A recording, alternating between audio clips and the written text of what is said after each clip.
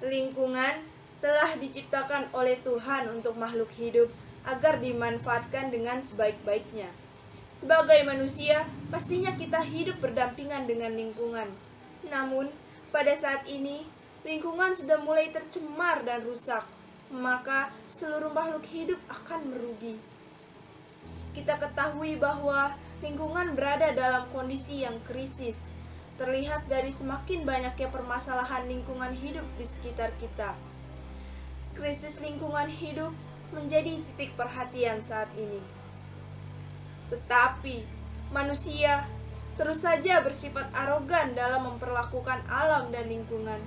Alam terus dibuat menangis, dikorbankan, diobjekkan dalam tindakan manusia yang eksploitatif akibat proyeksi nafsu instinktif manusia yang buas, egoistik, dan destruktif. Perbuatan inilah yang mengakibatkan krisis lingkungan alam seperti polusi, kebakaran hutan, banjir, tanah longsor yang berakibat fatal untuk kehidupan manusia dan spesies biologis lain dalam alam. Eksploitasi alam terus berlangsung sehingga lama-kelamaan dunia bergerak menuju kepunahannya. Fenomena ini disebut oleh M. Gorky sebagai the death of our planet species, ancaman kematian spesies makhluk hidup di bumi termasuk ancaman umat manusia. Bahkan, pelaksanaan pembangunan yang digencarkan di segala bidang untuk memenuhi kebutuhan manusia membawa dampak negatif pada hilangnya makhluk hidup dalam komunitas ekosistem alam. Banyak spesies hewan tumbuhan yang mulai punah, bahkan hilang sama sekali dari kehidupan ini akibat perbuatan manusia yang merusak alam.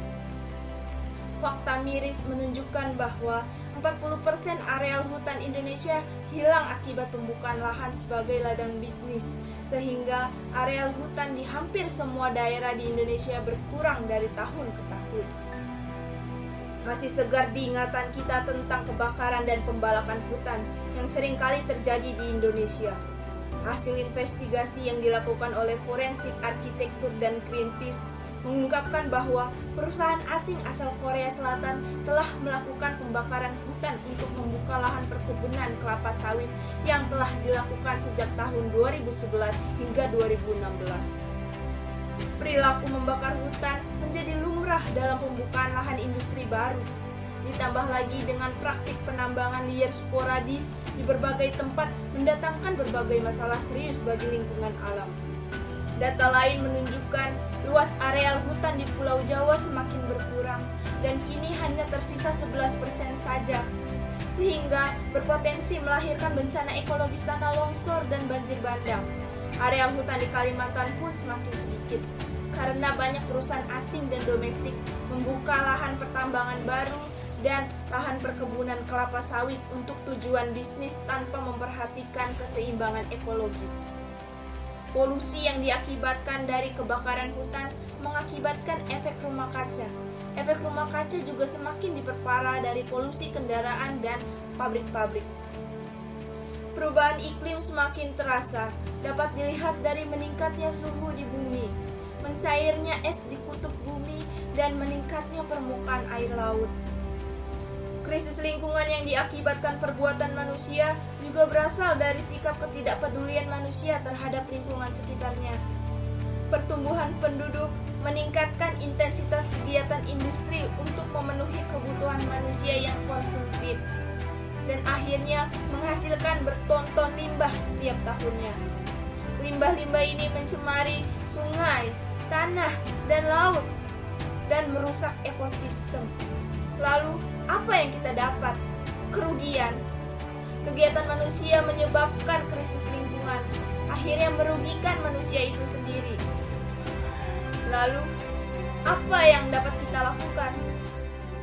Ada pepatah mengatakan, to change your life, you must change your habit. Jadi, pertama, melalui hal-hal yang biasa kita lakukan seperti membuang sampah pada tempatnya, memilah sampah, dan menggunakan prinsip 3R. Reduce, reuse, dan recycle. Dikutip dari National Geographic Indonesia, dengan melakukan 3R, kita dapat menghemat 17 pohon dan 7.000 air galon, melestarikan ruang alam, menghemat energi, mengurangi 2.400 ton karbon dioksida, mengurangi polusi, mengurangi tempat pembuangan akhir, menciptakan lapangan kerja baru, menghemat uang, dan menciptakan masa depan yang berkelanjutan. Lalu, kita sebagai mahasiswa dalam melakukan mobilisasi bisa menggunakan transportasi umum yang lebih murah dan tentu saja dapat mengurangi polusi udara. Hal kedua yang dapat kita lakukan yaitu dari pengetahuan yang kita dapat selama ini dapat kita gunakan sebagai sarana untuk mengedukasi orang-orang sekitar kita. Dimulai dari keluarga dan teman terdekat.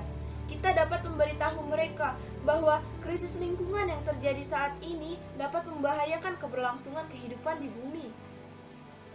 Dan yang ketiga, kita juga bisa ikut mengintegrasikan diri kita dalam gerakan-gerakan penyelamatan lingkungan yang ada di sekitar kita. Banyak kegiatan-kegiatan yang bergerak dalam pelestarian lingkungan yang diselenggarakan oleh pemerintah, swasta maupun NGO. Salah satunya yang dilakukan organisasi Mapala di kampus kita. Melalui kegiatan penanaman 1.000 pohon, penanaman mangrove, program Zero Waste, dan kampanye anti sampah plastik. Sudah menjadi tugas kita sebagai mahasiswa, sebagai salah satu agent of change untuk turut berkontribusi dalam mengatasi dan mengurangi krisis lingkungan yang terjadi saat ini. Maka dari itu, mari bersama-sama menjaga lingkungan sekitar kita agar masa depan bumi lebih baik. Jika bukan kita, siapa lagi?